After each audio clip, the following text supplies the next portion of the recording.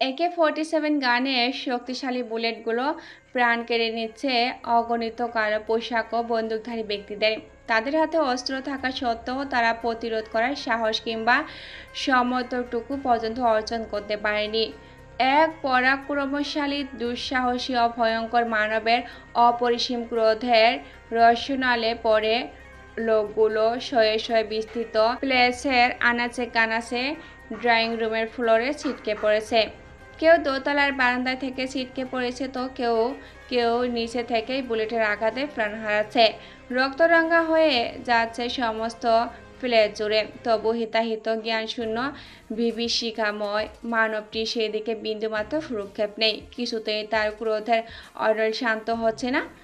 শখানেকের উপরে মানুষ মেরেও তার দুহাত যেন আরো শক্ত, রক্ত ঝরানোর জন্য উন্মাদ হয়ে গেছে। পরিশেষে দোতলার সিঁড়ি বেয়ে নিচে নেমে আর কাউকে খুঁজে না পেয়ে ভয়ঙ্কর এক বিকট গর্জন তুলে চিৎকার করে উঠল পরাশক্তির অধিকারী মানবটি। এরিসের বিকট চিৎকারে রুম থেকে ছুটে বেরিয়ে এলো রিজওয়ানা খান। তার সাথে সাথে কয়েকজন ফিমেল স্টাফও ছুটে এলো। সাউন্ড প্রুফ রুম ছিল বিধায় এতক্ষণ যাবৎ গোলাগুলির শব্দ তাদের কানে পৌঁছায়নি। কিন্তু পরক্ষণে রিজওয়ানা খান বাইরে বেরিয়ে আসতে এরিসের আকাশ বাতাস কাঁপিয়ে তোলা চিৎকার আর তার আত্মরাত্মা পর্যন্ত কাঁপন ধরিয়ে দেয়। রিজওয়ানা খানের পিছু পিছু ছুটে আসে ফারহানও। সে তাকে খোঁজার চক্করে দিন রাত এক করে ফেলেছে। সে সমগ্র ঢাকা তন্ন তন্ন করে খুঁজেও তার অস্তিত্ব পর্যন্ত খুঁজে পায়নি সে এবং গার্সা। ঠিক সেই মুহূর্তে খোঁজাখুঁজি করে ফিরে ক্লান্ত হয়ে প্লেসে এসেছে ফারহান। তখনই এরিস এহনের চিৎকারে তার কানে ভেসে আসে। তবে তার ভয়ঙ্কর রুদ্রমূর্তি দেখে আর প্লেসের সামগ্রিক অবস্থা পর্যবেক্ষণ করে রিজওয়ানা খান এবং সে কেউই তার কাছে যাওয়ার সাহস পেল না। অপারেশনের টানা 2 দিন পর এরিসের জ্ঞান ফিরে আসে। জ্ঞান ফেরার মুহূর্তেই সে তাকে পাগলের মতো খুঁজতে থাকে। যখন কেউ তার ব্যাপারে কোনো কথা বলছিল না, তখন নিজের অসুস্থ অবস্থা বিন্দুমাত্র পরোয়া না করে এরিস পুরো হসপিটাল জুড়ে হুলস্থুল কাণ্ড বাঁধিয়ে দেয়। যেই তার সামনে পড়েছে তাকেই তার তীব্র আক্রোশের শিকার হতে হয়েছে। নিজেকে ক্ষতবিক্ষত করার পাশাপাশি পুরো হসপিটাল জুড়ে তুলকালাম কাণ্ড বাঁধিয়েছে এরিস।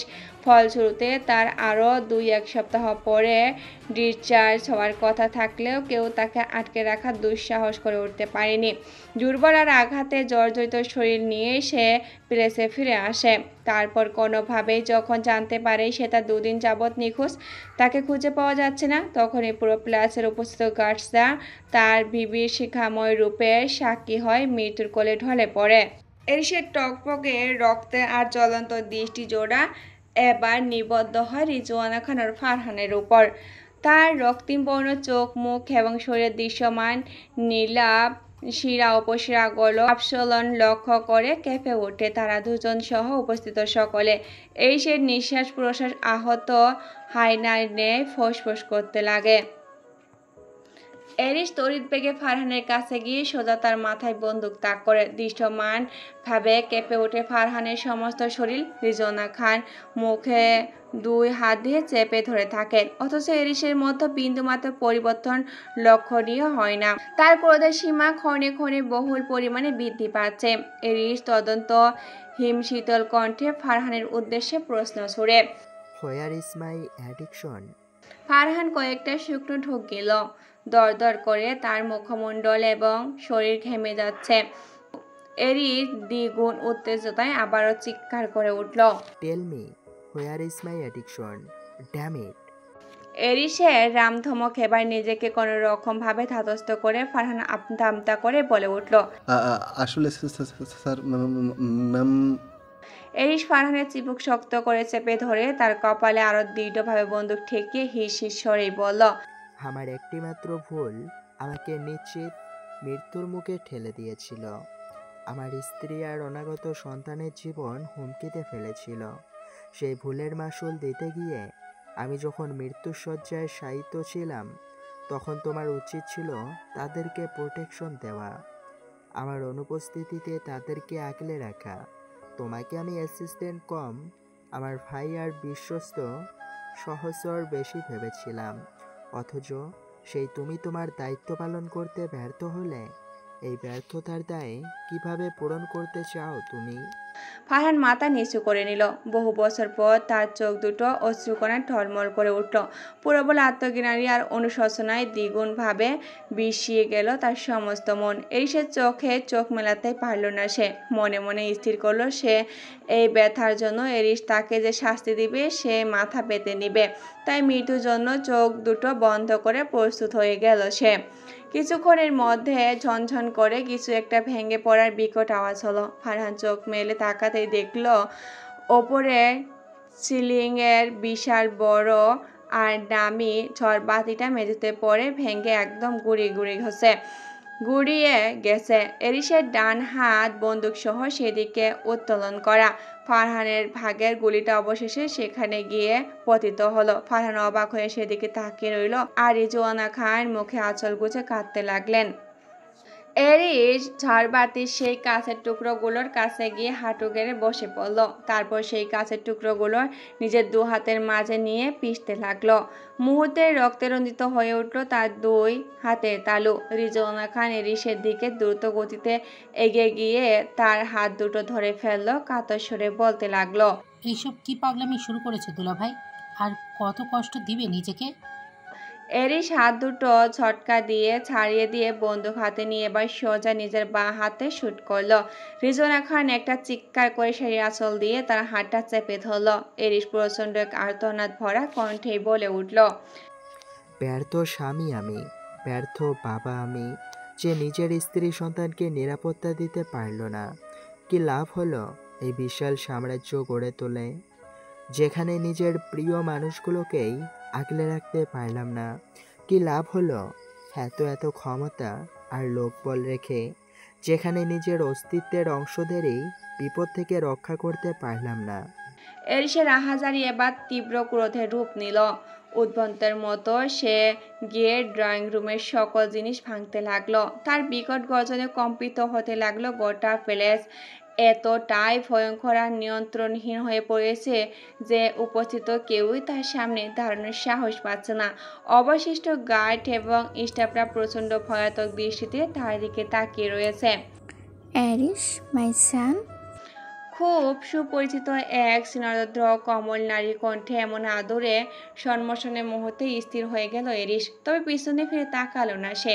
সেভাবেই স্থির হয়ে দাঁড়িয়ে রইল, যেন গভীর কিছু বিশ্লেষণের কাজে ব্যস্ত তার সুচতুর অথচ অভ্যন্তর মস্তিষ্ক। রিজওয়ানা খান স্তব্ধ হয়ে সেই মধ্যবয়স্ক নারীর পানে তাকিয়ে রইলেন। তিনি যেন বিশ্বাসই করতে পারছেন না এই নারীর উপস্থিতি। ফারহান সহ বাকিরা তাকে চিনতে না পারলেও ফেল করে তার দিকে তাকিয়ে রইল। এরিস ধীর গতিতে সামনের দিকে ঘুরে তাকালো। তার সামনে থাকা মধ্যবয়স্ক অথচ অভিজাত্য পরিপূর্ণ শৌখিন নারীটিকে চিনতে তার একটুও ব্যাগ পেতে হলো না। অ্যাশ কালারের জর্জেট সিল্কি শাড়ি পরিহিত, মাঝারি উচ্চতার সিলিম গোছের এই নারীর কালো সোনালি রঙে মিশিয়ে থাকা চুলগুলো কাঁধ অবধি ছেড়ে দেওয়া। শরীরের বিভিন্ন অঙ্গ প্রত্যঙ্গ শোভা পাচ্ছে ডায়মন্ডের দামি জুয়েলারি। হাতে একটি দামি ফ্যাশনেবল পার্স। চেহারা এবং দেহর গরিমায় আত্মবিশ্বাসের ছাপ সুস্পষ্ট। এখনও তাকে দেখলে যে কেউ 30 বয়সী নারী ভেবে ভুল করবে না। মধ্যবয়স্ক নারীটি ধীর গতিতে এরিসের সামনে এসে দাঁড়ালো। এরিস তখনও নির্বিকার ভঙ্গিতে তার দিকে তাকিয়ে রয়েছে। কিছুক্ষণ আগেও সে অবিশ্বাস্য আর উত্তেজনায় তার চেহারা বিরাজ করছিল। ক্ষণিকের ব্যবধানে তা যেন উধাও হয়ে গিয়েছে। সেখানে জায়গা করে নিয়েছে এক সীমাহীন নির্লিপ্ত। মহিলাটি স্থির দৃষ্টিতে এরিসকে অনেকক্ষণ যাবৎ পর্যবেক্ষণ করলেও তার চোখে মুখে হঠাৎ একটা স্নেহময় ভাব ফুটে উঠল। এরিসের ডান গালে এক হাত রেখে তিনি ভেজা অথচ কোমল কণ্ঠে জিজ্ঞাসা করলেন, কেমন আছো অ্যারিস? এরিস তাচ্ছিল্য হেসে তার হাতটি নিজের গাল থেকে ঝটকা মেরে সরিয়ে দিল। এতে মহিলাটা ব্যথিত হলো, কিছু বলল না। এরিস শীতল কণ্ঠে জিজ্ঞাসা করলো, কেন ফিরে এসেছেন আপনি? যদি বলি অনুশোচনা আর আত্মগ্লানি থেকে মুক্তি পেতে আর নিজের সন্তানের সান্নিধ্যে থাকতে। এরিস চোখ দুটো দ্রুত খিসে বন্ধ করে নিল। এক হাত উঁচিয়ে তাকে থামিয়ে দিল। তারপর তাতে দাঁত চেপে শক্ত কণ্ঠেই বলল, ব্যাস, মিসেস অনুপমা শেহরিন খান। ব্যাস। ও সরি, এখন তো আর আপনি খান বংশের কেউ নন। আচ্ছা, আপনার বর্তমান স্বামীর পদবি কি বলুন তো? তার নামের পদবি তো আপনি এতকাল যাবৎ ব্যবহার করেছেন, তাই না? অনুপমার নামটি মহিলা কোনো কথাই বললেন না। স্ত্রীর দৃষ্টিতে কেবল এরিসের দিকে তাকিয়ে রইল। এরিস আবারও বলতে লাগলো, কিন্তু এতগুলো বছর পরে আপনার পদধূলি খান ম্যানশনে পড়ল কী কারণে জানতে পারি, মিসেস অনুপমা? অনুপমা নামক বয়স্ক নারীটি আলগোছে নিজের চোখের পানি মুছে নিলেন। তারপর নিজেকে যত সম্ভব শান্ত করে তিনি এরিসের চোখে চোখ রেখে স্পষ্ট কণ্ঠেই বললেন, তোমার আমার প্রতি রাগ করা মানায়। আমি তোমার প্রতি যে অন্যায় করেছি, এরপরে তোমার এই আচরণ স্বাভাবিক। আমার উচিত হয়নি ছোটবেলায় তোমার এভাবে একা ফেলে চলে যাওয়া, কিন্তু আমার আর দ্বিতীয় কোনো উপায় ছিল না। তুমি যদি সমস্ত সত্যিটা জানতে তাহলে। এবারও এরিস তাকে হাত উঁচিয়ে থামিয়ে দিল। কয়েকবার শ্বাস নিয়ে নিজেকে যত সম্ভব শান্ত করেই বলল, আমি আপনার কোনো ধরনের ফালতু বকবক শুনতে আগ্রহী নই, মিসেস অনুপমা। আপনার কি হয়েছিল? কেন আমাকে ছেড়ে চলে গিয়েছিলেন? এসব শুনতে আমি বিন্দুমাত্র আগ্রহ নই। আমার জীবনে আপনার অথবা মিস্টার খানের কারোরই কোনো অস্তিত্ব নেই। ছোটবেলা থেকে একজন এতিমের মতো আমি বড় হয়ে উঠেছিলাম, আর এখনও সেভাবেই থাকতে চাই। সো প্লিজ আমায় কোনো ধরনের বিরক্ত করবেন না। কথাগুলো বলে এরিস হনহন করে ফারহানের কাছে এগিয়ে গেল। নিজের রাগকে যত সম্ভব শান্ত করে সে কাট কাট ছড়ে বলল, যে কোনো উপায় আমি আমার শ্বেতাকে খুঁজে পেতে চাই। এই জন্য যদি দুনিয়া উলটপালট করা লাগে তাহলে সেটাও আমি করব, কিন্তু ওকে আমার চাই, মানে চাই। এর ব্যতিক্রম হলে সব কিছু ধ্বংস করে দিতেও আমি দুবার ভাবব না। আর আমাদের জীবন দুর্বিষহ করার পেছনে যাদের হাত রয়েছে, আইশিওর এবার প্রত্যেককে ভয়ানক মরণ যন্ত্রণা উপহার দেব আমি। তারপরে একটু থেমেই বলল, দ্রুত গার্ডদের রেডি করে এখনই গাড়ি বের করো। ওই হসপিটালের সম্পূর্ণ সিসিটিভি ফুটেজ আমার চাই। দরকার হলে পুরো বাংলাদেশ উল্টে পাল্টে ফেলবো, তাও আমি আমার শ্বেতাকে চাই। ফারহান মাথা নেড়ে সম্মতি জানাতেই হঠাৎ করে একটি গার্ড হন্তদন্ত হয়ে এগিয়ে এসে এরিসের কাছে এসে থামল। তাকে রীতিমতো হাঁপাতে দেখে এরিস ভুরু কুঁচকে জিজ্ঞাসা করলো, কি হয়েছে? এত অস্থির হচ্ছ কেন? গার্ডটি কয়েক মুহূর্তের মধ্যে নিজেকে শান্ত করে বলল, স্যার, নাহিন আহরার খানকে বন্দিশালায় কি বা কারা যেন গতকালে রাতে নৃশংসভাবে হত্যা করেছে। কথাটা শুনে এরিস কিছুটা সময় থমকে দাঁড়িয়ে রইল। তারপর শীতল কণ্ঠে জিজ্ঞাসা করলো, এত সিকিউরিটি গার্ড থাকতে বহিরাগত কেউ প্রবেশ করলো কিভাবে? একজন গার্ড বলেছে আপনার নির্দেশেই নাকি এই হত্যাকাণ্ড ঘটেছে। পরবর্তীতে জানা গেছে আপনি এমন কিছুই বলেননি। এরিস কিছু সময় চুপ করে থেকে জানালো, কে হত্যা করেছে? দ্রুত খোঁজ বের করো। আমি হত্যা করেছি। পিছন থেকে মিসেস অনুপমা তৃপ্ত কণ্ঠস্বর ভেসে উঠল। এরিস সহ উপস্থিত সকলে প্রচণ্ড বিস্ময় নিয়ে তার দিকে ঘুরে তাকালো, অথচ তার চোখে মুখে নির্বিকার ভাব স্পষ্ট। এরিস করবতে উচ্চারণ করলো, আপনি? হ্যাঁ, আমি। আমার ছেলেকে যে হত্যা করতে চাইবে তাকে এই দুনিয়াতে রাখার প্রয়োজন বোধ করি না আমি। এছাড়া তার সাথে আমার পুরনো অনেক হিসেব নিকেশ বাকি ছিল, যেগুলোর পাট চুকিয়েছি তাকে হত্যার মাধ্যমে। যদিও ভীষণ কম শাস্তি হয়ে গিয়েছিল তার, তবুও আর একটা মুহূর্ত তাকে এই পৃথিবীর বুকে সহ্য করতে পারছিলাম না আমি। রিজওয়ানা খান ছেলের মৃত্যুর সংবাদ শুনে প্রথমে স্তব্ধ হয়ে গেলেও পরক্ষণে নিজেকে স্বাভাবিক করে নিলেন। সত্যি বলতে ছেলের প্রকৃত সত্যি কাহিনী জানতে পেরে তার মনে তার প্রতি বিতৃষ্ণা জেগে উঠেছে। তাই এই মুহূর্তে তার মাতৃ হৃদয় ব্যথিত হলেও একজন পাপী উপযুক্ত শাস্তি হিসাবে তিনি সেটাকে মন থেকে মেনে নিলেন। কিন্তু এরিস যাতে দাঁত চেপে মিসেস অনুপমাকে বলল, আমার কোনো বিষয়ে আপনি ইন্টারফেয়ার করবেন না। বলে সে চলে যেতে নিলে পিছন থেকে মিসেস অনুপমা বলে উঠলেন, তুমি চাও অথবা না চাও, তোমার বিপদের সময়গুলোতে আমি সবার আগে ঝাঁপিয়ে পড়ব। এটাকে তুমি অনুশোচনা অথবা মাতৃত্বের টান, যে কোনো একটা নাম দিতে পারো। শ্বেতাদের পুরো বাড়িতে যেন শখের মাতমা চলছে। প্রতিটি মানুষের হৃদয়ে ভেঙে চুরে বিধ্বস্ত। কাছের মানুষদের হারিয়ে সকলের দিশেহারা হয়ে পড়েছে। একটা তীব্র সংকটময় পরিস্থিতি পার করেছে সবাই। এর কারণ মূলত দুটি: শ্বেতার হঠাৎ নিখোঁজ হয়ে যাওয়া এবং সায়নের ছিন্ন বিচ্ছিন্ন মরদেহ উদ্ধার। কমলাপুর রেল স্টেশনের রেল লাইনের নিচে ক্ষতবিক্ষত অবস্থায় পাওয়া যায় তার দ্বিখণ্ডিত হয়ে যাওয়া দেহ। মাথার অংশ খুঁজে পাওয়া যায়নি বলে আদতে সেটা হত্যা বলে আর প্রমাণিত হয়নি। সেই জন্য আপাতত দৃষ্টিতে সেটাকে অ্যাক্সিডেন্ট বলে মনে হলেও সকলের মনে একটা প্রশ্ন রয়ে গেছে, এটা কি আসলেই অ্যাক্সিডেন্ট নাকি হত্যা? নিজের রুমে শুভ্রা বিষণ্ণ মুখে জানলার ধারে দাঁড়িয়ে রয়েছে। এই কয়েকদিন মেয়েটা কাঁদতে কাঁদতে চেহারা এবং শরীরের নাজেহাল অবস্থা করে ফেলেছে। সেই সাথে একটা গভীর বিষণ্ণতা জেঁকে বসেছে তার সর্বাঙ্গ জুড়ে। সে তার নিখোঁজ হয়ে যাওয়া এবং শাওনের মৃত্যুতে সে কেন জানি নিজেকে দোষারোপ করে চলেছে। কারণটা হয়তো এটাই, শেষবার তার সাথে দুজনের দেখা হয়েছিল। কাঁধে কারো স্পর্শ পেতেই চমকে পিছনে তাকালো শুভ্রা। দ্রুত চোখের পানি মুছে ফেলল সে। ইহার নিষ্প্রভাব দৃষ্টিতে তার দিকে তাকিয়ে রয়েছে, অথচ তার চেহারা জুড়েও বিষণ্ণতার ছাপ স্পষ্ট। ইহান শুভ্রা দুই কাঁধ ধরে আলতো কণ্ঠে জিজ্ঞাসা করল, আর কতক্ষণ করবি তুই? তোর চোখের পানি কি এখন শেষ হয়নি? ইহানের কথা বলে শেষ হওয়া মাত্রই শুভ্রা আবারও ডুকরে কেঁদে উঠল। ইহানের বুকে ছাপিয়ে পড়ে সে কাঁদতে কাঁদতেই বলল, সব আমার দোষ। আমার জন্যই আমার বোনটা আজ হারিয়ে গেছে। সায়ান ভাইয়াও মৃত্যুর কোলে ঢলে পড়েছে। ইহান শুভ্রাকে নিজের বুকের সাথে আবারও মিশিয়ে নিয়ে তার মাথায় হাত বোলাতে বোলাতে কোমল কণ্ঠেই বলল, কেন নিজেকে এইভাবে দোষ দিচ্ছিস শুভ্রা? তোর এতে কোনো দোষ নাই।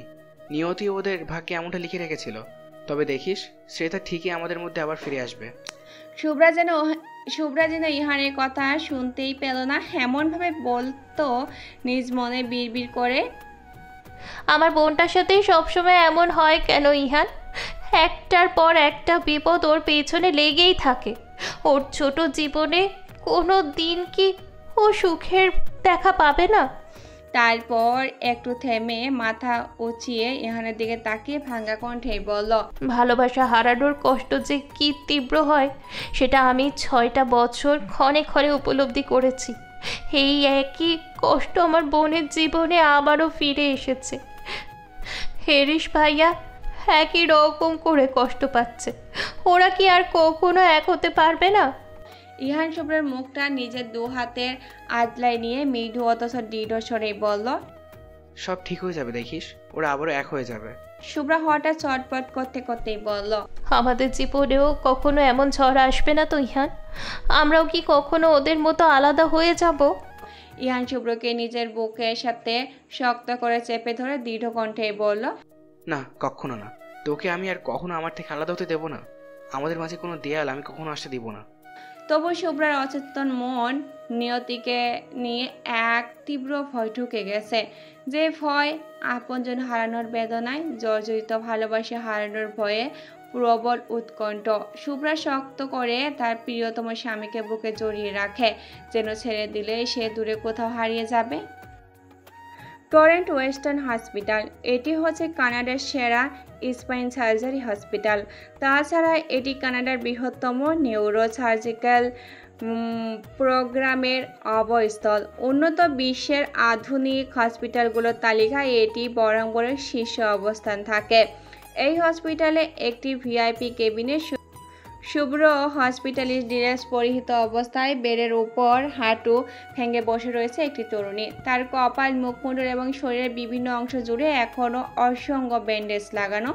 বিশেষ করে মুখের বাঁ পাশটায় এখনও বেশ ঘন ব্যান্ডেজের প্রলেপ দেওয়া, সাথে কানেলার মাধ্যমে প্রবেশ করেছে স্লাইন।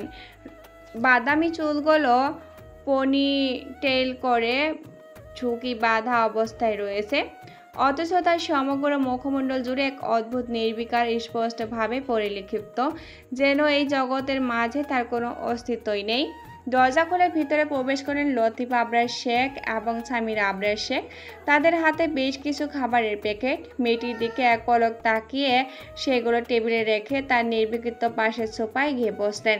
অথচ মেয়েটি তাদের দেখেও কোনো ভ্রুক্ষেপ করলো না। 1 মাস হতে চললো তার চেহারায় সার্জারি হয়েছে। প্রেগনেন্ট অবস্থায় মিসক্যারেজ হয়ে যাওয়ার বেশ ক্রিটিক্যাল কন্ডিশন পার করতে হয়েছে, কিন্তু উন্নত চিকিৎসা এবং পাওয়ারফুল মেডিসিনের প্রভাব আগের তুলনায় বেশ ভালো অবস্থানে রয়েছে সে। নদীর কিনারায় মেয়েটিকে খুঁজে পাওয়ার পর অবস্থা খুব বেশি আশঙ্কাজনক হয়ে যাওয়ায় বাংলাদেশের ডাক্তাররা তাকে আভরোড নিয়ে যাওয়ার পারমিশন দেয়। তারপর কানাডার টরেন্ট শহরে তাকে নিয়ে এসেছে মিস্টার লতিফ ও মিসেস সামিরা। এরপর দীর্ঘ ট্রিটমেন্টের পর 2 দিন হলো উঠে বসতে পেরেছে মেয়েটি। অথচ কারোর সাথে কোনো ধরনের কথা বলছে না সে। অনেকবার জিজ্ঞাসা করেও তার নাম পরিচয় তো দূরের কথা, মুখ দিয়ে একটু টুর শব্দ বের করতে পারেনি কেউ, যেন জীবন্ত পাথর সে। মিসেস সাবিনা ধীরে ধীরে বেডে গিয়ে মেয়েটির পাশে বসলেন। তার মাথায় হাত বুলিয়ে দিয়ে কোমল কণ্ঠে জিজ্ঞাসা করলেন, এখন কেমন লাগছে মা? তোমার যে কোনো ধরনের অসুবিধা হলে আমাকে তুমি বলতে পারো। তবু নির্লিপ্ত থাকলো মেয়েটি। তখনও কেবিনের ভিতরে ডাক্তার এবং তার সাথে একজন নার্স প্রবেশ করল। মিসেস সামিরা আবারও সোফায় গিয়ে বসলেন। ডাক্তার মেয়েটিকে ভালোভাবে পর্যবেক্ষণ করে সিজার দিয়ে তার মুখের বাঁ পাশে ব্যান্ডেজ কেটে দিলেন।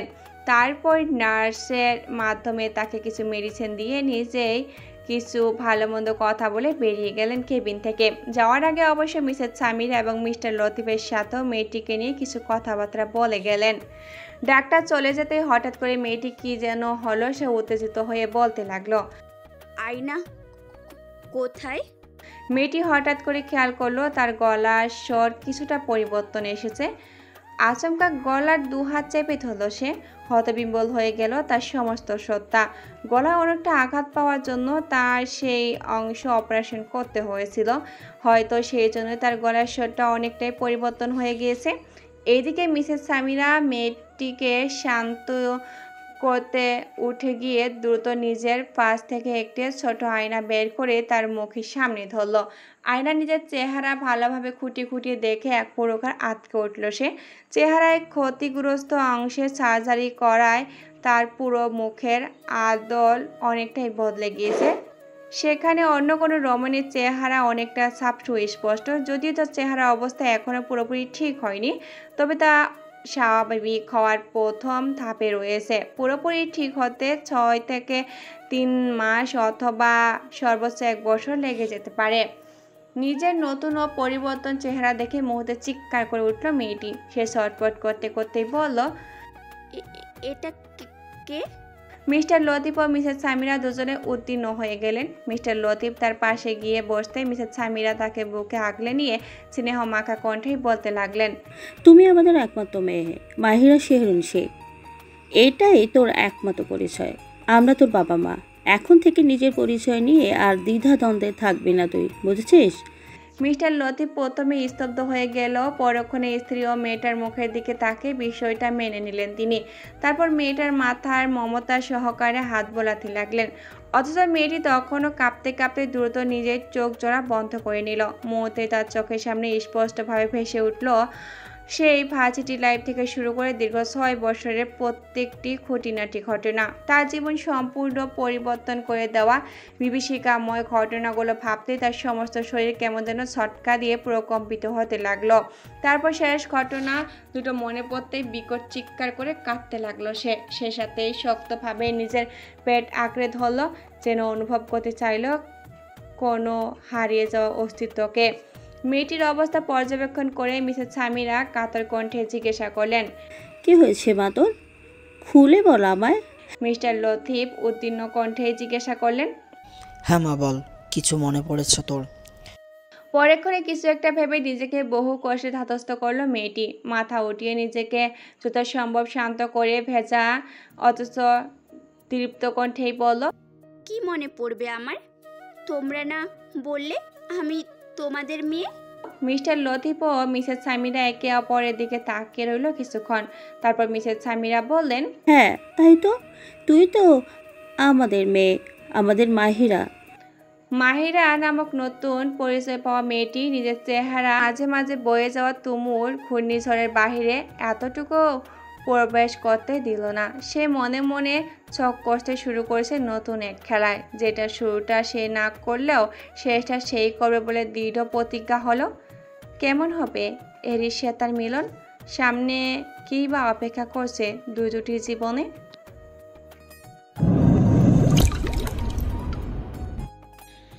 কে আমায় এইভাবে নিয়ে এসেছো? ছেড়ে দাও আমায়।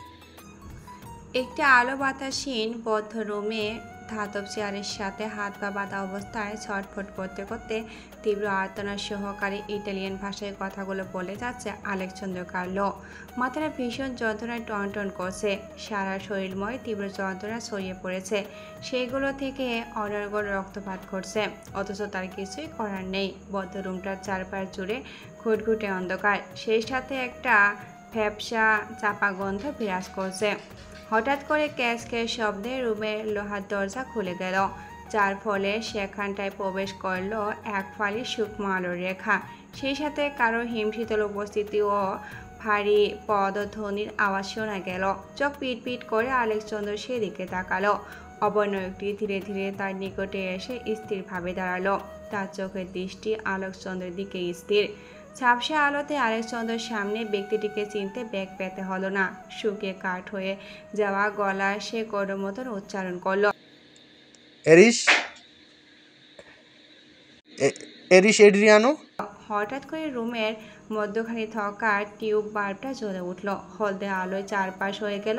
তাতে দৃশ্যমান হলো এরিসের হিমশীতল অবয়ব ও অপরিসীম কঠোর মুখচ্ছিরি।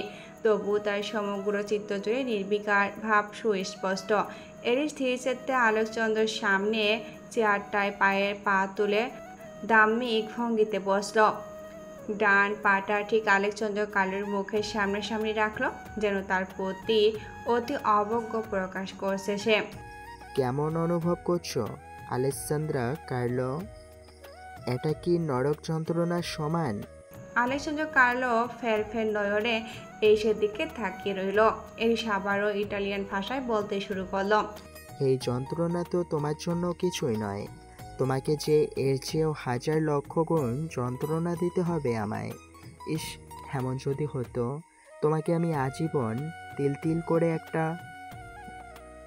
করে একটু একটু করে কষ্ট দিয়ে হত্যা করতে পারতাম, তাহলে হয়তো আমার আফসোস কিছুটা হলেও ঘুচত। কিন্তু সেটা যে আমি করতে পারবো না, কারণ তোমার মতো একটা জঘন্য নরকের কীটকে এই সুন্দর পৃথিবীর বুকে আমি যে আর এক মুহূর্ত সহ্য করতে পারছি না। শেষ কথাগুলো দাঁতে দাঁত চেপে অত্যধিক জোর প্রয়োগ করে এরিস বলল। তারপর আলেকজান্দ্রো কার্লো চুলের মুঠি শক্ত করে ধরে তার মাথাটা ধাতব চেয়ারের সাথে বারবার পিছনে ঢুকে ঢুকে প্রবল করে আঘাত করতে লাগলো। ফলশ্রুতিতে মাথা ফেটে চৌচির হয়ে অনর্গল রক্ত বেরোতে লাগলো আলেকজান্দ্রোর। মুখ দিয়ে নিরগল হতে লাগলো অপরিসীম আর্তনাদ। একসময় এরিস তাকে ছেড়ে দিয়ে তার দুই গাল একের পর এক তীব্র থাপ্পড় মারতে লাগলো। ওই রাতে সে তার দুই গালে সুস্পষ্ট 5 আঙুলের দাগ লেপটে গিয়ে লাল হয়ে যেতে দেখছিল সে। তখন তার বুঝতে বাকি থাকে না যে এই কাজটা কে করেছিল। প্রায় 50টা থাপ্পড়ের পর মেরে খেতে হলো এরিস। আলেকজান্দ্রো কার্লোর অতি ফর্সা দুটো চালের চামড়া উঠে গিয়ে মাংস বেরিয়ে এসে অঝরে রক্ত পড়তে লাগলো। হাঁপারের মতো তার নিঃশ্বাস প্রবল গতিতে উঠানামা করতে লাগলো। তবু সে ধীরে ধীরে চোখ উঠিয়ে এরিসের পানে তাকালো। তারপর হঠাৎ করে খেক খেক করে হেসে উঠল সে। তারপর মুখ থেকে একদল রক্ত মিশ্রিত থুতু মেঝেতে ফেলে দিয়ে সে কর্কশ আওয়াজে বলতে লাগলো, আমি শয়তান হলে তুমি কি? তুমি নিজেও তো একটা শয়তান। এরিস শয়তানি হাসি হেসে বলল, ইটালিয়ান ভাষায় একটা প্রবাদ আছে জানিস, যদি শয়তানকে মারতে চাও তাহলে তুমিও শয়তান হয়ে যাও, কারণ একমাত্র শয়তানই শয়তানকে মারতে পারে। আর আমি একমাত্র সেই শয়তান যে তোদের মতো নিকৃষ্ট শয়তানদের শেষ করতে পারবে। আলেকজান্দ্রো কার্লো আবারও বিশ্রীভাবে হাসতে লাগলো। এরিস রক্তিম চক্ষুজোড়া নিয়ে তার দিকে তাকিয়ে রইল। আলেকজান্দ্রো ফিসফিস করে বলে উঠল, শুনেছি তোর বউ নাকি নিখোঁজ হয়ে গেছে, সে নাকি আবার প্রেগনেন্টও ছিল। আর তুই তোর এত পাওয়ার কাজে লাগিয়েও তাকে খুঁজে পাচ্ছিস না। অবশেষে আমি আমার কাজে সফল হলাম। উফ, সরি। আমাকে তো তুই ব্যর্থ করে দিয়েছিলি, তবে আমার হয়ে যে কাজটা সম্পূর্ণ করে দিয়েছে তার প্রতি আমার অপরিসীম কৃতজ্ঞতা রইল। এখন মরে গেলেও আমার আর কোনো আফসোস থাকবে না। এরিস আলেকচন্দ্রের বুকে একের পর এক শক্ত ঘুষি মারতে মারতে চিৎকার করে বলতে লাগলো, আমার অস্তিত্বকে আমার থেকে দূর করার শাস্তি তুই পাবি, ভয়ানকভাবে পাবি শয়তান। আর যদি প্রতি তুই কৃতজ্ঞতা জ্ঞাপন করছিস, তাকে যদি আমি কখনো আমার হাতে পাই, গড প্রমিস পৃথিবীর সবচেয়ে ভয়ঙ্কর মৃত্যুটা আমি তাকেই দিব। কথাগুলো বলে এরিস আর এক মুহূর্ত দেরি না করে একটা ফাঁকা ইঞ্জেকশনের সিরিঞ্জ বের করলো। সিরিঞ্জে কয়েকবার চাপ প্রয়োগ করে সেটা বায়ু দিয়ে পূর্ণ করলো সে। তারপর কোনো কথা না বলে সিরিঞ্জটা আলেকচন্দ্রের শরীরের ভিতর বিভিন্ন শিরায় পুশ করতে লাগলো। আলেকচন্দ্র প্রথমে কিছু বুঝতে না পারলেও পরবর্তীতে যখন আসল কাহিনী বুঝতে পারলো, সে যে বাঁচার জন্য প্রাণপাত চিৎকার করতে লাগলো, কিন্তু সে চিৎকার এরিসের হৃদয়হীন সত্তা পর্যন্ত পৌঁছাতে ব্যর্থ হলো। মূলত ফাঁকা ইঞ্জেকশন, যাতে কোনো ঔষধ বা তরল নেই, শিরায় প্রবেশ করালে মারাত্মক সমস্যা হতে পারে। এটি সাধারণত এয়ার অ্যাম্বলিজম সৃষ্টি করতে পারে, যা তখন ঘটে যখন বায়ু রক্ত প্রবাহে প্রবেশ করে এবং রক্তনীলাতে বাধা সৃষ্টি করে। মাত্র 5 মিনিটের মধ্যে আলেকচন্দ্রের শারীরিক অবস্থা অন্তত শোচনীয় হয়ে পড়ল।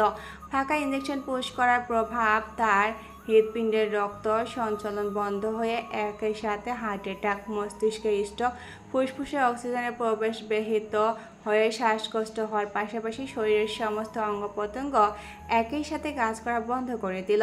সেই সাথে শরীর জুড়ে ছড়িয়ে পড়ল তীক্ষ্ণ মরণঘাতী এক বিষময় যন্ত্রণা, যেন শরীরের শিরা উপশিরাগুলো এই প্রত্যেকটা ধমনী কেউ কেটে কুটে ছিন্ন ভিন্ন করে দিচ্ছে।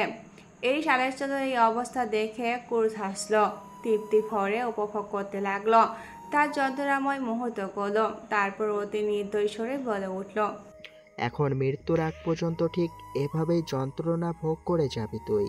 প্রার্থনা করি তোর মৃত্যুটা যেন খুবই দীর্ঘায়িত হয়। কথাগুলো বলে লাইটার জ্বালিয়ে একটা সিগারেট ধরে সেটা ঠোঁটের কোণে চেপে গটগট করে বাহিরে বেরিয়ে গেল এরিস। আলেকচন্দ্র কার্লো নিজের প্রাণ কাছে অনেকবার ডাকার চেষ্টা করলো, চাইলেও সে মুখ দিয়ে একটা শব্দ উচ্চারণ করতে পারেনি। ফলশ্রুত অপরিসীম যন্ত্রণা নিয়ে সেভাবে কাতরাতে লাগলো। এই বাহিরে বেরিয়ে আসতেই হাতের জ্বলন্ত লাইটারটি গুদাম ঘরের দরজার সামনে ছুঁড়ে ফেলে দিল। মুহূর্তে সেখানে দাও দাও করে আগুন প্রজ্বলিত হয়ে উঠল। মূলত সেখান থেকেই কেরাসিন ঢেলে রাখা হয়েছিল, যার ফলে মুহূর্তে সমস্ত গুদাম ঘরে আগুন জ্বলে উঠল। মুহূর্তের মাঝে ভেতরে থেকে ভেসে উঠল আলেকচন্দ্র কার্লো তীক্ষ্ণ হৃদয়ভেদী আর্তনাদ। বাথরুমে গোসল করতে ঢুকেছে রিনি। সারাদিনের ক্লান্ত শেষে রাতের সময়টুকুতে সে গোসল করে নেয়। শাওয়ারের নিচে দাঁড়িয়ে একটা ঘন নিঃশ্বাস পেলে সেটি অন করলো সে। তারপর চোখ বন্ধ করলো শীতল পানির সুস্পর্শ পাওয়ার জন্য, কিন্তু পরক্ষণে তার তীক্ষ্ণ আর্তনাদ সম্পূর্ণ বাড়ি কাঁপিয়ে তুলল। শাওয়ার থেকে শীতল পানির বদলে নেমে আসছে ভয়ঙ্কর মানব বিধ্বস্তহীন সালফিউরিক অ্যাসিড। কয়েক সেকেন্ডে সেটির অগণিত ফোঁটা ঝরে পড়ে রিনির সম্পূর্ণ গায়ের উপর। সে ছিটকে দূরে সরে গেলেও শেষ রক্ষা হয়নি, তার আগে সম্পূর্ণ শরীর ছসকে গেছে তার।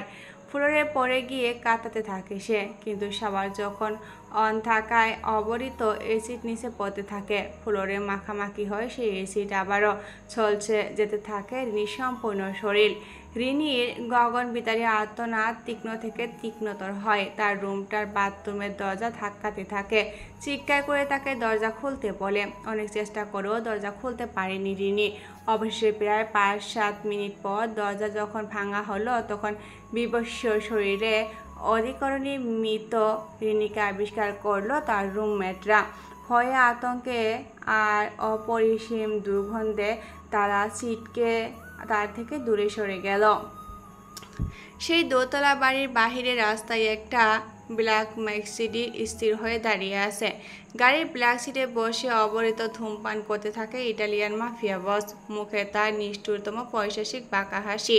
মূলত সেই তার গার্ডের মাধ্যমে বাথরুমের রিনি শাওয়ার পরিবর্তন করে দিয়ে ইস্পাত নির্মিত শাওয়ার লাগিয়ে দেয়, আর পানির বদলে সেখানটায় প্রবাহিত করে দেয় তরল অথচ ভয়ঙ্কর বিধ্বস্তহীন সালফিউরিক অ্যাসিড। অবশেষে তার দ্বিতীয় শিকারও শেষ হলো। তার তৃতীয় শিকারের পালা। কিন্তু কে সে? সে এখনও তার সম্পর্কে না জানলেও খুব দ্রুত জেনে যাবে বলে তার দৃঢ় বিশ্বাস। গুলশান নাইট ক্লাবটা সম্পূর্ণ ফাঁকা। সম্পূর্ণ ফাঁকা বলে ভুল হবে, কারণ সেখানে একটি মানুষ মাত্র ছাড়া আর দ্বিতীয় কারো উপস্থিত নেই। সম্পূর্ণ ক্লাবটা সারা রাতের জন্য তার। এখন প্রায় সময় সম্পূর্ণ ক্লাব বুক করে নেয় সে।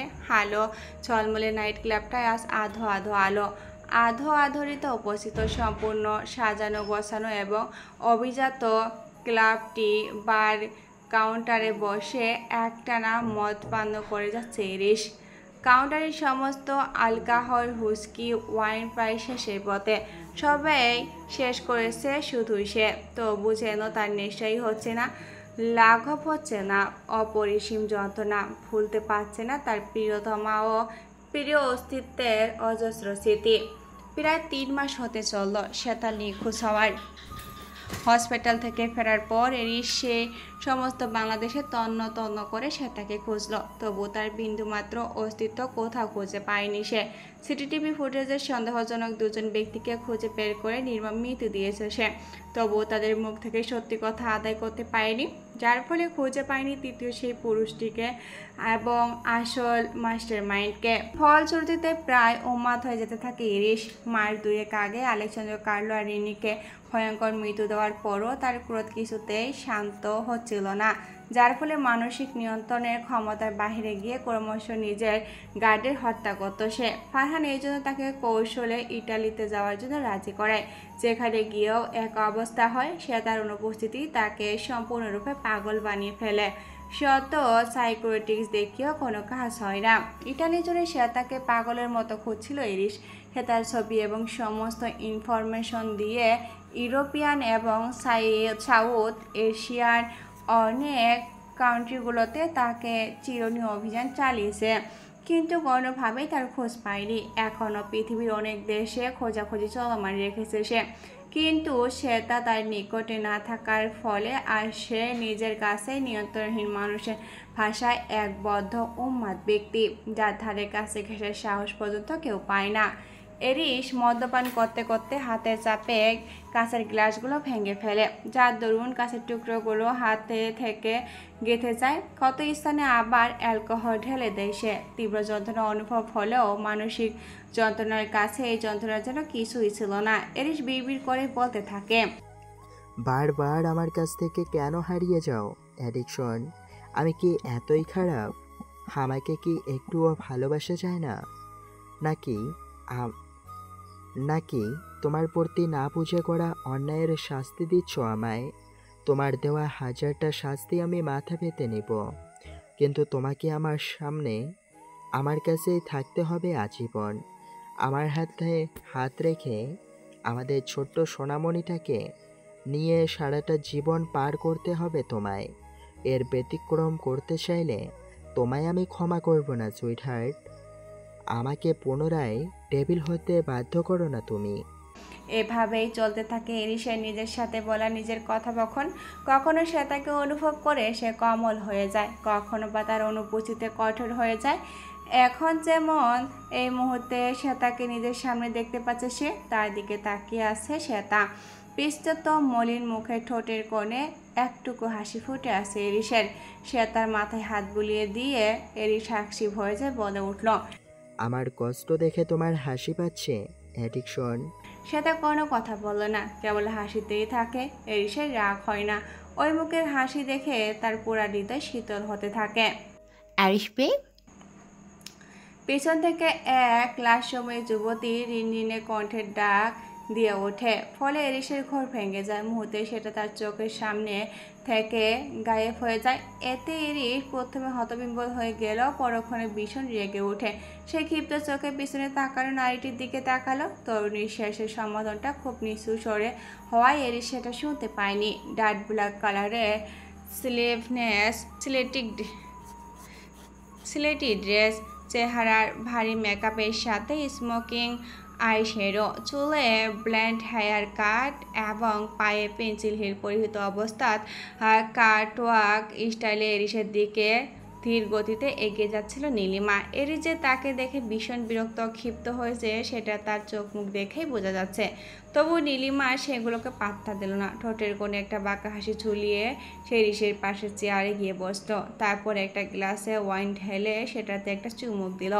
এই সেদিকে আর চোখে তাকিয়ে বলে উঠল, একা একা দুঃখ বিলাস করছিলে বুঝি? আমাকে বলতে আমি তোমায় সঙ্গ দিতাম। এরিস কোনো কথা না বলে আবারও নিজের মতো করে ড্রিঙ্কস করতে লাগলো, যেন নীলিমার উপস্থিতি সে পাত্তাই দিতে চাইল না। ইতিমধ্যে তার মুখমোড় অসমাপ্ত লাল হয়ে গেছে, নিয়ন্ত্রণ হারিয়ে বারংবার টলে পৌঁছে সে। তবুও নিজেকে শক্ত রাখতে আপ্রাণ প্রয়াস চালালো। কারোর সামনে নিজের দুর্বলতা প্রমাণ করতে চায় না সে। সেটা দেখে নীলিমা এক ফাঁদা হেসেই বলল, কাম অন অ্যারিস, আমার সামনে এভাবে ফর্মালি বিহেভ। কথা শেষ করতে পারল না নীলিমা, তার আগে এরিস তার দিকে তীক্ষ্ণ দৃষ্টি তাকালো। তার ওই ভয়ঙ্কর লাল চোখ জোড়া দেখে হৃৎপিণ্ড প্রায় লাফিয়ে উঠল নীলিমার। তবুও নিজেকে যত সম্ভব স্বাভাবিক রাখতে চেষ্টা করলো সে। এরিস তার দিকে একভাবেই তাকিয়ে থেকে শীতল কণ্ঠে বলল, কল মি অ্যারিস ভাইয়া, নট অনলি অ্যারিস, আন্ডারস্ট্যান্ড? নীলিমা এক শুকনো ঢোক গেলেই বলল, ইয়া, আই এম আন্ডারস্ট্যান্ড। এরিস বিতৃষ্ণা সহকারে চোখ ফিরিয়ে নিয়ে সামনের দিকে ঘুরে আবারও ড্রিঙ্কস করতে লাগলো। নীলিমা কিছুক্ষণ খরচর করে বলল, তুমি তো জানোই তোমার দাদি অর্থাৎ আমার নানি রিজওয়ানা খানের সম্মতিতে আমি এবং আমার পরিবার আবারও খান গ্রুপ অব ইন্ডাস্ট্রিজের সাথে বিজনেস পার্টনার হিসেবে জয়েন করেছি। তাই আমাদের বিজনেস রিলেটেড অনেক কিছুই ডিসকাস করতে হবে। এই জন্য আমাদের একসাথে টাইম স্পেন্ড করাটা জরুরি। তাছাড়া আগামীকাল একটা নামি দামি কোম্পানির সাথে আমাদের ইম্পর্টেন্ট বিজনেস মিটিং। নীলিমার কথা সম্পূর্ণ হওয়ার আগে এরিস নির্বিকার ভঙ্গিতেই বলল, আমি বিজনেস নিয়ে একদমই ইন্টারেস্টেড নই, স্পেশালি বাংলাদেশের বিজনেস নিয়ে তো একদমই নই। আমি এখানে জাস্ট পড়ে রয়েছি সেটাকে খুঁজে বের করার জন্য। আমার দৃঢ় বিশ্বাস এখনও হয়তো বাংলাদেশেই কোথাও আছে, অথচ আমি তাকে খুঁজে পাচ্ছি না। হয়তো আমার কাছ থেকে সে পালিয়ে বেড়াচ্ছে, সেজন্য। শেষের কথাটা বেশ ধীরে ও কষ্টের সাথে উচ্চারণ করলো এরিস। কিন্তু নীলিমার এই কথা শুনে মনে মনে আগুন ধরে গেল। সে জ্বলন্ত দৃষ্টিতে এরিসের দিকে তাকিয়ে থেকে বলতেই শুরু করলো, আবারও সেটা ওই বিষটাকে মেরে ফেলেও তোমার হৃদয় থেকে বের করতে পারিনি আমি। কি করলে তোমার মন থেকে সম্পূর্ণ মুছে ফেলতে পারবো ওর স্মৃতি? 6টা বছর তোমার জন্য চাতক পাখির মতো অপেক্ষা করছি আমি, অথচ তুমি আমাকে ইগনোর করে ওই শ্বেতার অপেক্ষায় ছিলে। আর এখন যখন আমি আমার পথের কাঁটা পরিষ্কার করে তোমাকে পেতে চাইছি, তখনও তুমি ওকে ভুলতে পারছো না। ওই শালে মরে গিয়েও আমার পিছু ছাড়ল না। কিন্তু মনের কথা মনেই রয়ে গেল নীলিমার। মুখ দিয়ে একটা শব্দ উচ্চারণ করতে পারল না সে। এই সেদিকে ফিরে তাকাতে তার নজর গেল এরিসের গলার মধ্যে এখানে থাকা অ্যাডামস অ্যালফার্টার দিকে, যেটা ড্রিঙ্কস করে বারংবার ঢোক গেলার ফলে ওঠানামা করছে। সেদিকে নেশালো দৃষ্টিতে তাকিয়ে রইল নীলিমা। শরীরে কেমন এক উত্তেজনা ছড়িয়ে পড়ছে তার।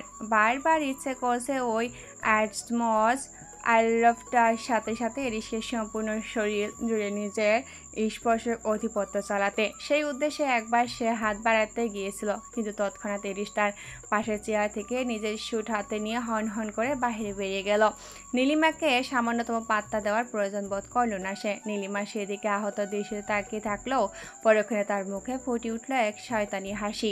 মনে মনে সে বিড়বিড় করল, আর কত আমার থেকে এভাবে পালিয়ে থাকবে অ্যারিস? ধরা তো তোমাকে আমার কাছেই দিতে হবে। আমিও দেখি কতদিন তুমি আমার কাছ থেকে এভাবে দূরে দূরে থাকো। এই শোনো না, প্রতিদিন ভালোবাসার নতুন নতুন গল্প পেতে ও শুনতে চাইলে আমাদের আলোর ডায়েরি চ্যানেলটি সাবস্ক্রাইব করে পাশে থাকা বেল আইকনটি বাজিয়ে দিও, কেমন? খুব মনোযোগ সহকারে সোনালি ফ্রেমের বাঁধানো ছবিটার দিকে তাকিয়ে রয়েছে শ্রেতা। ধবধবে ফর্সা বর্ণের সুন্দর দেহ গঠন ও লম্বা বাদামি চুলের হাস্য উজ্জ্বল মেয়েটিকে দেখতে ভীষণ প্রাণবন্ত ও উৎফুল্ল লাগছে, যেন মেয়েটি শ্বেতার দিকে তাকিয়ে হাসছে। মেয়েটি আর এই পৃথিবীর বুকে বেঁচে নেই, এটা ভাবতেই শ্বেতার মনটা কেমন বিষিয়ে ওঠে।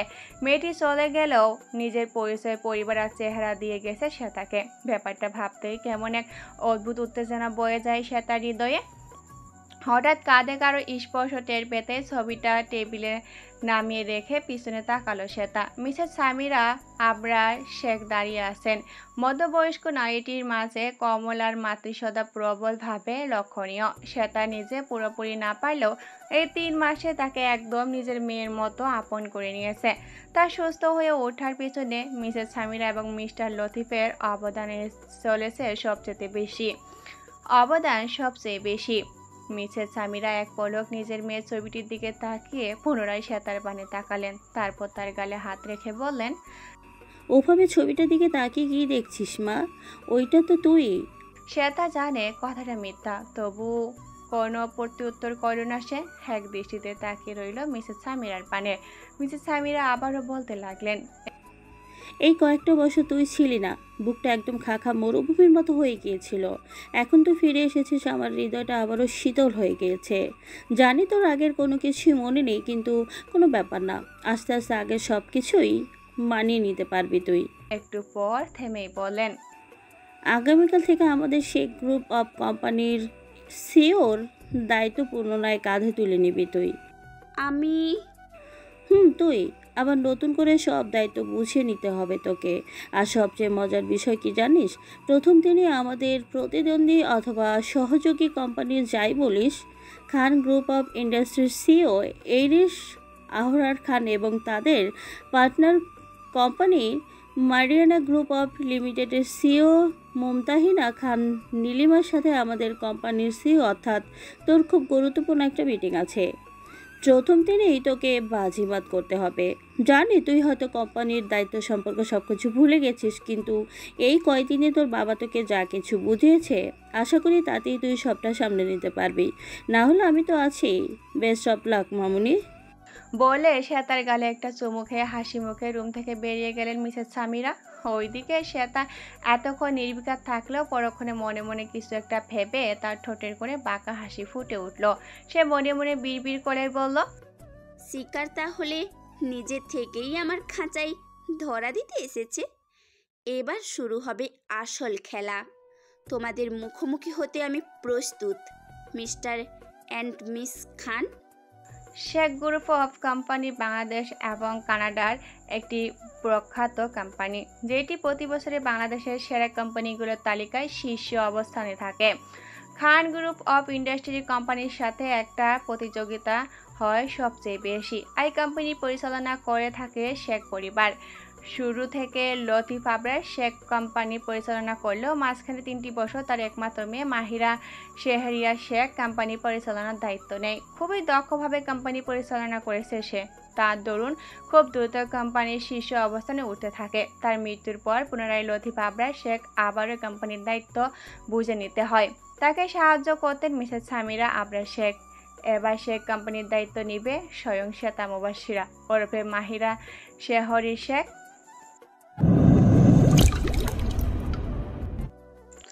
তখন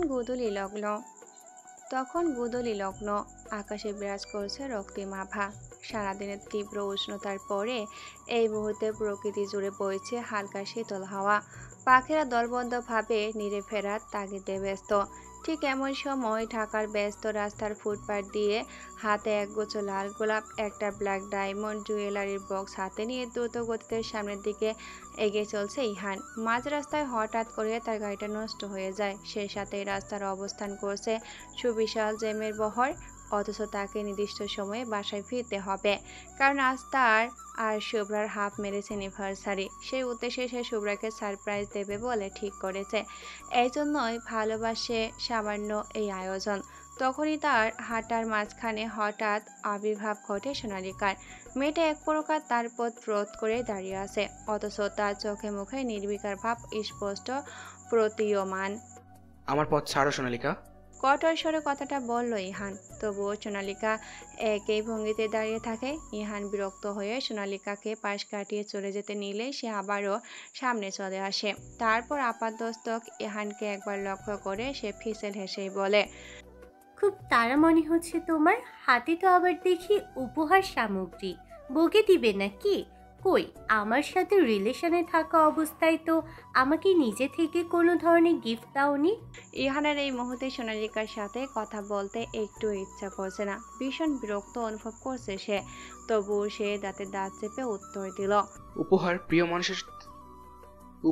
প্রিয় মানুষের জন্য মন থেকে দিতে হয়, আর তুমি কখনো আমার প্রিয় মানুষ ছিলেই না, তাই তোমাকে নিজ থেকে উপহার দেওয়ার প্রয়োজন বোধ করিনি কখনো। আর তুমি তো আমার কাছ থেকে উপহার আদায় করে নিতে, তোমায় আবার নিজ থেকে দিতে হয়েছিল কখনো? পেয়েছো তোমার প্রশ্নের উত্তর? এবার হ্যাপি? এখন আমার রাস্তা ছাড়া বলছি। কথাগুলো বলে ইহান নিজে থেকেই পাশ কাটিয়ে চলে যেতে নিলে হঠাৎ করে সোনালিকা তার বুকের উপর হামলে পড়ে। এমনভাবে সে ঝুঁকে পড়েছে যেন দেখে মনে হবে সেটা অ্যাক্সিডেন্টলি ঘটেছে। ইহান তৎক্ষণাৎ তাকে ধাক্কা মেরে দূরে ঠেলে দেয়। সোনালিকা সোজা হয়ে দাঁড়িয়ে চেহারার একটা দুঃখিত ভাব এনে তড়িঘড়ি করে নেকামো সরিয়ে বলতে লাগলো, আম সরি ইহান, আমি আসলে ইচ্ছে করে এমনটা করিনি, অ্যাক্সিডেন্টলি হয়ে গেছে। ইহান কোনো কথা না বলে মুখে একটা তীব্র বিরক্তকর ভাব ফুটিয়ে নিজের শার্টে ধুলো লেগেছে এমনভাবে ছেড়ে সোনালিকাকে পাশ কাটিয়ে গড়গড় করে চলে গেল। ইহান চলে যেতে সোনালিকা ঠোঁটের করে একটা বাঁকা হাসি ফুটে উঠল। তাড়াহুড়ো ইহান একবারও নিজের বুকের বা পাশের শার্টের কালারের দিকে খেয়ালই করেনি। সেখানে সোনালিকার ঠোঁটের লাল রঙের লিপস্টিক দাগ লিপটে আছে। সোনালিকা মনে মনে একটা শয়তানি হাসি হেসে বিড়বিড় করে বলল, এবার দেখি তোমার প্রিয়তমা স্ত্রী তোমাকে ঠিক কতটুকু বিশ্বাস করে মিস্টার ইহান ইয়াফি হায়দার। শুভ্রা ল্যাভেন্ডার কালারের একটা হাফ সিল্ক সুতির শাড়ি পরেছে। সে সাথে হালকা সাজগোজ এবং চুলের খোপায় গেঁথেছে একটা বেলি ফুলের গাজরা। আয়নায় বারবার নিজেকে দেখে মুচকি মুচকি হাসছে। আজকে তার আর ইহানের হাফ ম্যারেজ অ্যানিভার্সারি, সেটা তার স্পষ্ট মনে আছে। ইয়ানকে সারপ্রাইজ দিবে বলে সে ঠিক করে রেখেছে। যদিও ইদানিং তার সবসময় মন খারাপ থাকে, তবুও আজকের দিনটা অন্তত ইহানের জন্য স্পেশাল সেলিব্রেট করতে চায় সে। কলিং বেলের আওয়াজ পেতেই তড়িঘড়ি করে হাসি মুখে দ্রুত দরজা খুলে দিল শুভ্রা। তাতেই তার চোখে পড়ল হাস্যোজ্জ্বল ইহানকে। তার এক হাতে লাল গোলাপের গুচ্ছ এবং অপর হাতে কালো একটি ডায়মন্ডের জুয়েলারি বক্স। শুভ্রা অবাক হয়ে সেদিকে তাকিয়ে রইল। ইহান শুভ্রার কপালে একটা চুমু খেয়ে আলতো হেসেই বলল, হ্যাপি হাফ ম্যারেজ অ্যানিভার্সারি মাই বিলাভড কুইন। পরক্ষণে শুভ্রাও হেসে ফেলল। ইহানের বুকে মুখ লুকিয়ে আলতো স্বরেই বলল, তোমার এই দিনটার কথা মনে ছিল? আমাদের স্পেশাল দিনটার কথা আমি কি করে ভুলে যাই বলো তো? বলে হাতে থাকা উপহার সামগ্রীগুলো শুভ্রার দিকে দিল ইহান। তাতে শুভ্রার সুন্দর মুখশ্রী আরো চমচমে হয়ে উঠল, যেটা দেখে ইহানের হৃদয় আরো শীতল হয়ে গেল। এইগুলো কিসের জন্য দরকার ছিল? দরকার ছিল সুইট বাটারফ্লাই, তোমার মুখে হাসি ফোটানোর জন্য আমি সব করতে পারি। হয়েছে, এবার ওয়াশরুম থেকে দ্রুত ড্রেস চেঞ্জ করে এসো, যাও। তোমার জন্য আমার সাথে ম্যাচিং কালারের পাঞ্জাবি পায়জামা আমি বিছানার উপরে রেডি করে রেখেছি। ইহান শুভ্রাকে পাশ কাটিয়ে চলে যেতে নিলেই শুভ্রা হঠাৎ নজরে পড়ল তার শার্টের বাম পাশের কলারে থাকা লাল রঙের চিহ্নটির দিকে। মুহূর্তেই তার হাত ধরে ইহানকে থামিয়ে দিল সে। তারপর কলারে ভালো মতো দৃষ্টি নিবদ্ধ করতে খেয়াল করলো সেখানে কোনো নারীর এক ঠোঁটের লাল রঙা লিপস্টিকের আকৃতি। সেই সাথে ভেসে আছে একটা মেলি পারফিউমের সুঘ্রাণ। শুভ্রাকে ভুরু কুঁচকে নিজেকে শার্টের কলারের দিকে তাকিয়ে থাকতে দেখে ইহান নিজেও সেদিকে তাকালো। তারপর জিনিসটা দেখে নিজেও অবাক হয়ে গেল সে। তারপর কিছু একটা ভেবেই সে তড়িঘড়ি করে শুভ্রার উদ্দেশ্যে স্থির কণ্ঠে বলে উঠল, তুমি যেমনটা ভাবছো এমন কিছুই না, বিশ্বাস করো, আমি সব ঘটনা তোমাকে খুলে বলছি। তবে শুভ্রাকে কথা বলতে না দেখে ইহান বিভ্রান্ত হয়। তার হৃৎপিণ্ড কেমন যেন লাফিয়ে ওঠে। সে শুভ্রার দুই বাহু ধরে দৃঢ় কণ্ঠে বলে, তুমি আমার কথা বিশ্বাস করছো তো শুভ্রা? পরক্ষণে শুভ্রা ফিক করে হেসে উঠল। খিলখিল করে হেসে ইহানের গায়ে আলতো চাপড় দিয়ে বলল, তুমি ভাবছো আমি তোমাকে সন্দেহ করছি? কাম অন ইহান, আমি এইসব টিপিক্যাল ওয়াইফদের মতো একদমই নই, বুঝলে? আসলে তখন হয়েছিল কি, তোমার সব কথা আমি পরে শুনবো। আগে যাও ওয়াশরুম থেকে ড্রেস চেঞ্জ করে আসো। আমাদের এমন একটা স্পেশাল মুহূর্তে ওই সব আজে বাজে কথা বলে মোমেন্টটাকে নষ্ট করো না প্লিজ। ইহান শুভ্রর দিকে মুগ্ধ দৃষ্টিতে কিছুক্ষণ তাকিয়ে থাকে। তার ঠোঁটে বেশ গাঢ় করে একটা চুমু খেলো, তারপর তাকে বুকে জড়িয়ে নিয়ে বলল, you are the best wife in the world sweet butterfly. এভাবে সারা জীবন আমার উপর ভরসা রেখো, কখনো অবিশ্বাস করো না আমায়। ইহানের বুকে মুখ লুকিয়ে শুভ্র আলতো কণ্ঠে জবাব দিল, অবশ্যই। তুমিও কখনো আমায় ভুল বুঝো না, কেমন? বুঝবো না? আচ্ছা, তুমি এত কিছু মাস যাবৎ সাউথ কোরিয়ায় যাচ্ছ না, এটা নিয়ে পরে কোনো প্রবলেম হবে না? ইহান একটা দীর্ঘশ্বাস ফেলেই বলল, তোমায় এই অবস্থায় থেকে কিভাবে যেতাম? আমার কাছে তোমার প্রায়োরিটি সবার আগে। তবে কি? সামনের সপ্তাহে হয়তো যেতে হতে পারে, কিন্তু তুমি চিন্তা করো না, এবার তোমায় আর বাবা মাকে সাথে করে নিয়ে যাব আমি। সেখানে আমরা সবাই একসাথে থাকবো। আমি কিন্তু কিছুদিন পর পর বিডিতে এসে বাবা মা আর চাচুদের সাথে দেখা করে যাব। তারপর একটু থেমে বলল, ওখানে আমাদের বিয়ের ব্যাপারে অ্যানাউন্স করে দিবে? ইহান কিছুক্ষণ চুপ থেকেই বলল, 2-2.5 বছর পর আমার ব্যান্ডের কার্যক্রম শেষ হয়ে যাবে, ততটুকু সময় পর্যন্ত।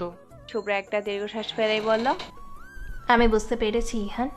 ইহান শুভ্রের মুখে 2 হাত রেখে অপরাধী কণ্ঠেই বলল, তুমি রাগ করোনি তো?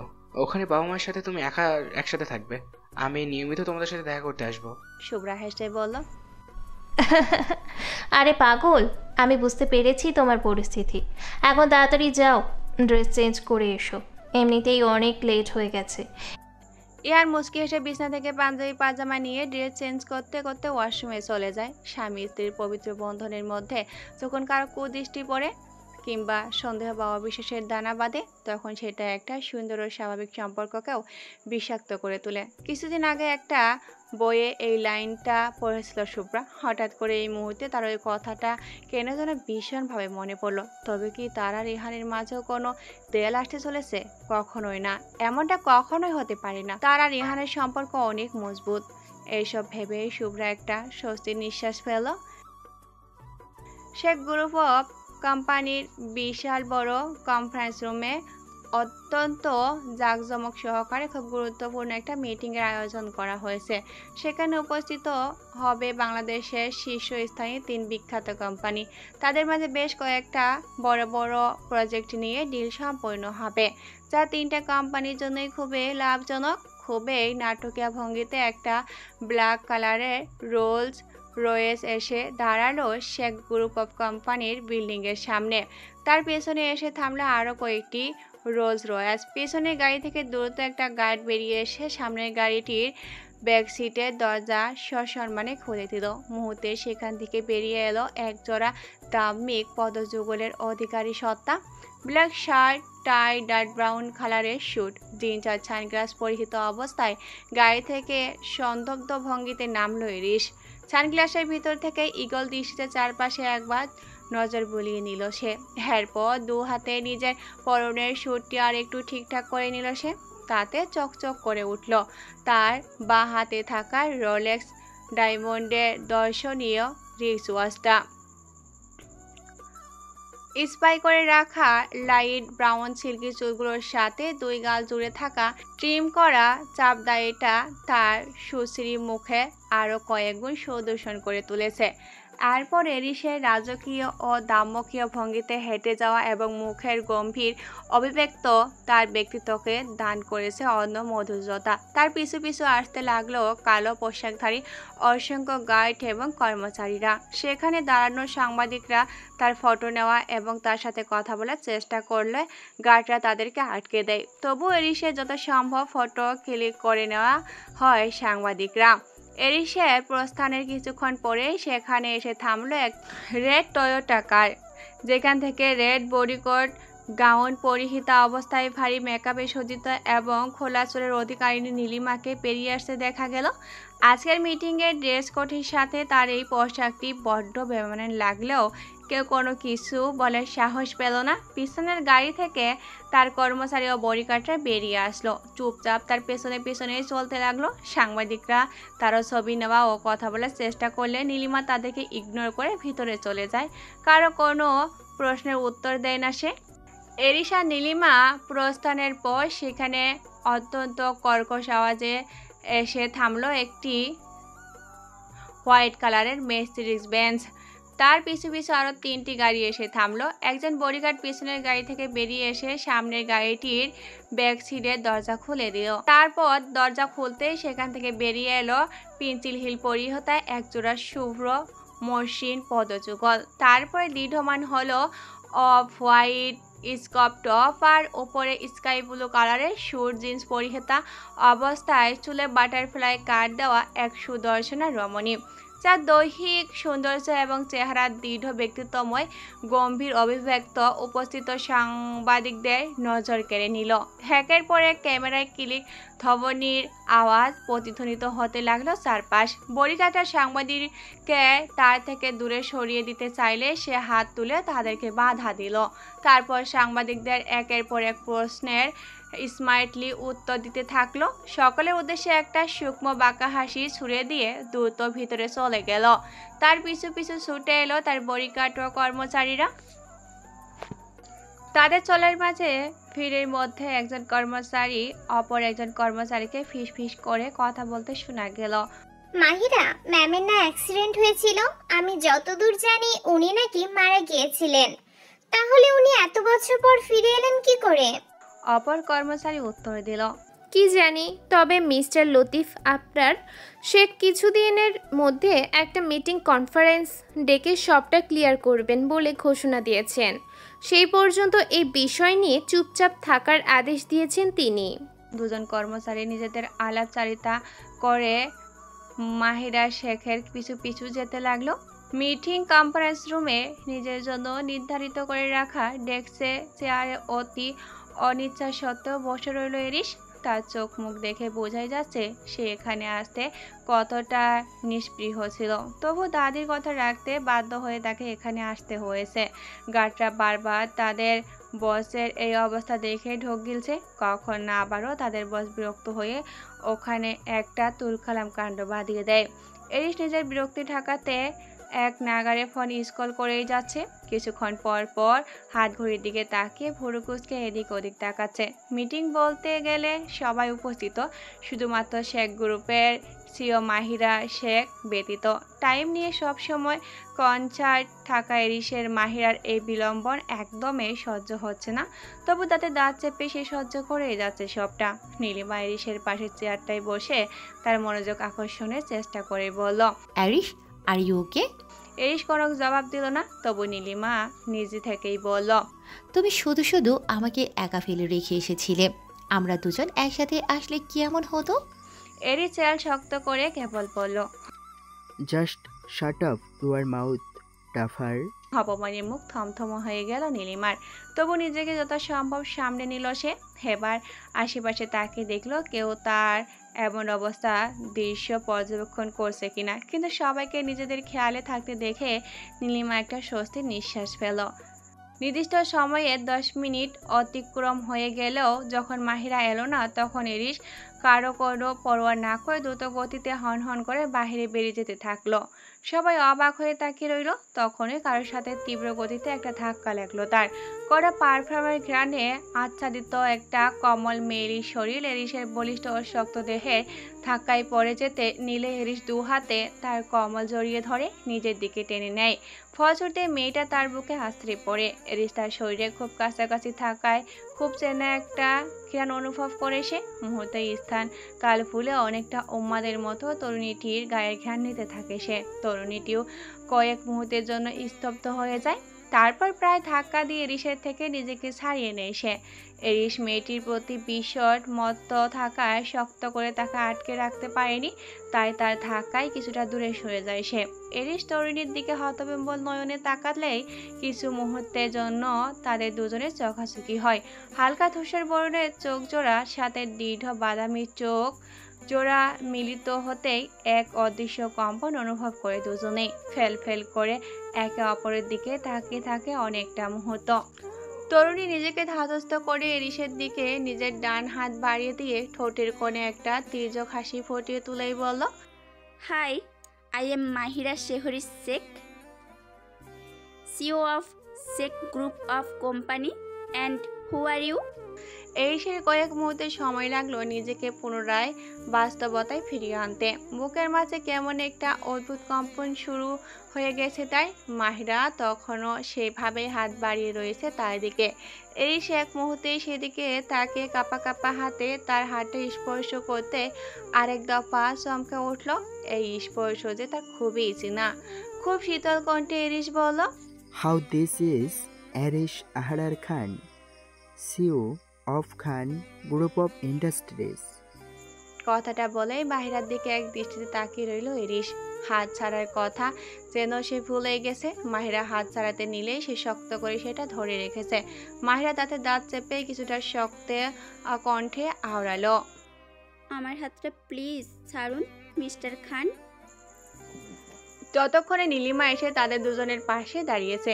এসের এভাবে মাহিরার হাতে ধরে থাকায় সে ভীষণ বিরক্ত হলো।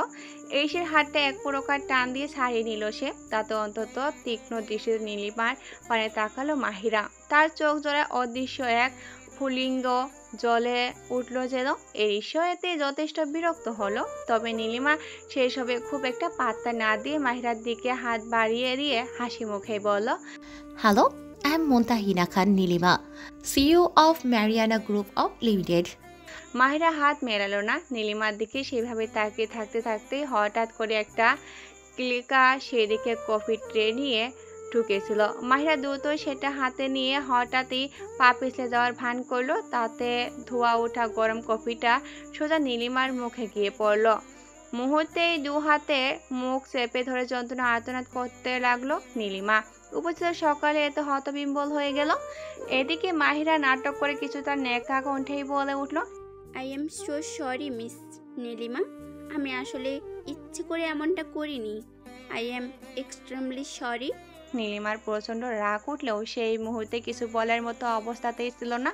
তার মুখ প্রচণ্ডভাবে জ্বলছিল। তার গার্ড দ্রুত ছুটে আসলো এখানে। আপনি এই মুহূর্তে মিটিং করতে পারবেন না ম্যাম, দ্রুত হসপিটালে চলুন, আপনার প্রিপার ট্রিটমেন্টের দরকার। নীলিমা প্রথমে না করতে চাইলেও পরক্ষণে এরিসের গম্ভীর আদেশে তাকে যেতে বাধ্য হলো। যাওয়ার আগে মাহিরার দিকে কঠিন দৃষ্টি ফেলতে ভুলল না সে। এদিকে মাহিরা মনে মনে একটা শয়তানি হাসি দিয়েই বলল, এইটুকুতে ক্লান্ত হয়ে গিয়েছিস স্টুপিড? এটা তো সবে শুরু।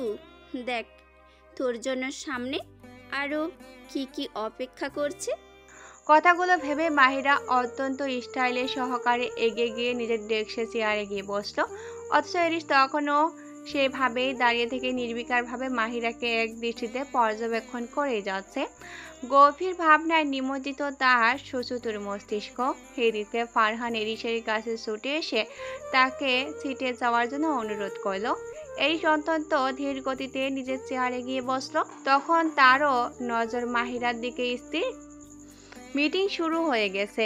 মাহিরা এবং তার কর্মচারীরা একের পর এক বক্তব্য এবং প্রেজেন্টেশন দিয়েই যাচ্ছে। অথচ এরিস সম্পূর্ণ নির্বিকার। তার সম্পূর্ণ দৃষ্টি এবং মনোযোগ তখনও মাহিরার দিকেই স্থির। তার কোম্পানির পক্ষ থেকে ফারহান এবং তার কর্মচারীরা সবটা সামলে নিচ্ছে। অথচ পুরোটাই সময় এরিসের মনোযোগের কেন্দ্রবিন্দু হয়েছিল মাহিরা শেহরিক শেখ। স্যার, আজকে পুরোটা সময় আপনাকে এরকম অন্যমনস্ক লাগছিল কেন? ফারহানের প্রশ্ন ঘর ভাঙে যায় এরিসের। মিটিং তৎক্ষণাৎ শেষ হয়ে গিয়েছে। সকলে নিজ নিজ গাড়ি করে ফিরে এসেছিল গন্তব্যে। অথচ এরিস তখনও নিজের গাড়ির দরজার কাছে হেলান দিয়ে এক মনে কি যেন চিন্তা করেই যাচ্ছিল। এই সে একটা সিগারেট ধরিয়ে ঠোঁটের কোণে চেপে ধরল। মুখে সেই চিরচরিত ধারালো গম্ভীরতা এবং দৃষ্টি জুড়ে তীক্ষ্ণতায় বিরাজমান। তখনও তার মস্তিষ্ক এক ধ্যানে কিছু একটা ভেবেই যাচ্ছে। এরই শীতল কণ্ঠেই বলল, ওই মেয়েটার ব্যাপারে সব ডিটেলস খুঁজে বের করো। কোন মেয়েটা স্যার?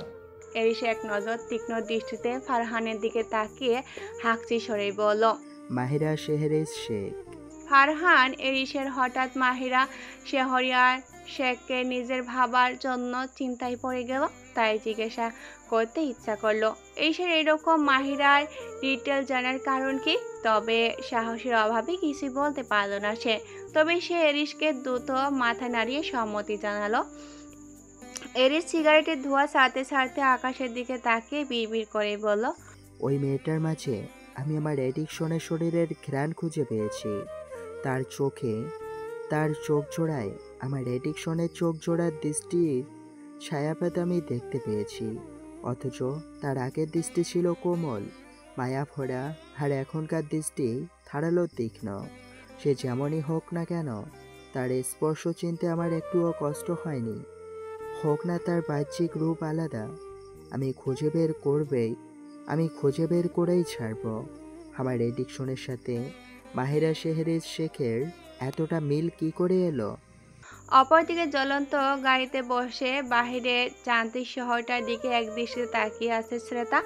তার মুখভঙ্গি নির্বিকার, চোখ দুটো শুকনো, অথচ ভেতর জুড়ে বয়ে চলেছে এক পরিশ্রান্ত ভেজা অনুভূতি। এতগুলো দিন পর প্রিয় মানুষটাকে দেখেও, তার এত কাছে থেকেও, স্পর্শ পেয়েও অচেনার মতো করে অভিনয় করে হেরিয়ে যাওয়া যে কতটা যন্ত্রণা, সেটা সে হাড়ে হাড়ে উপলব্ধি করতে পারছে। তবু এটা ছাড়া যে তার আর কোনো উপায় ছিল না। ছিটে হেলান দিয়ে সেটা একটা দীর্ঘশ্বাস ফেলে বিড়বিড় করে বলতে লাগলো, নীলিমা ভেবেছিল ওই ফেক ছবিগুলো দেখে আমার মনে তোমার প্রতি অবিশ্বাসের জন্ম দিবে। হাস্যকর। তোমার ভালোবাসা আমি অন্তর দিয়ে অনুভব করেছি এরিস। তোমার চোখের ওই ভালোবাসাময় দৃষ্টি চিনতে আমার একটুও ভুল হওয়ার কথা নয়। তবে তোমায় চাইলেও যে এই মুহূর্তে আমার নিজের জীবনের সাথে জড়াতে পারবো না আমি। কারণ আমার প্রতিশোধের আকাঙ্ক্ষা পূরণের জন্য সম্পূর্ণ নতুন একটা জীবন আমি পেয়েছি। সেই প্রতিশোধ আমি সম্পূর্ণ একা হাতেই নিতে চাই।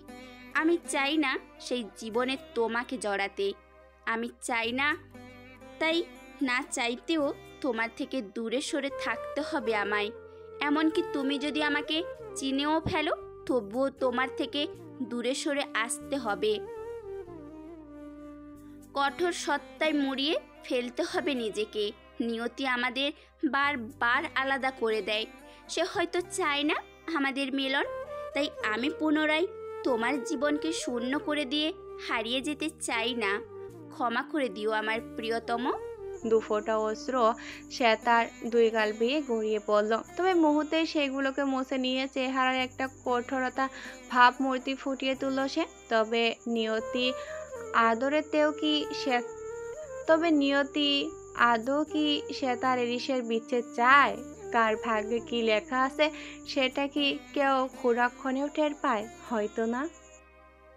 দু এক পর্ব পরে কেউ বিভ্রান্ত হবে না। আর এরিস যেই মানুষ, তাদের সে তার দূরে সরাতে চাইলেও সে তার এডিকশনকে কখনো ছাড়বে বলে কি আপনাদের মনে হয়? অবশ্যই কমেন্ট করে জানাবেন।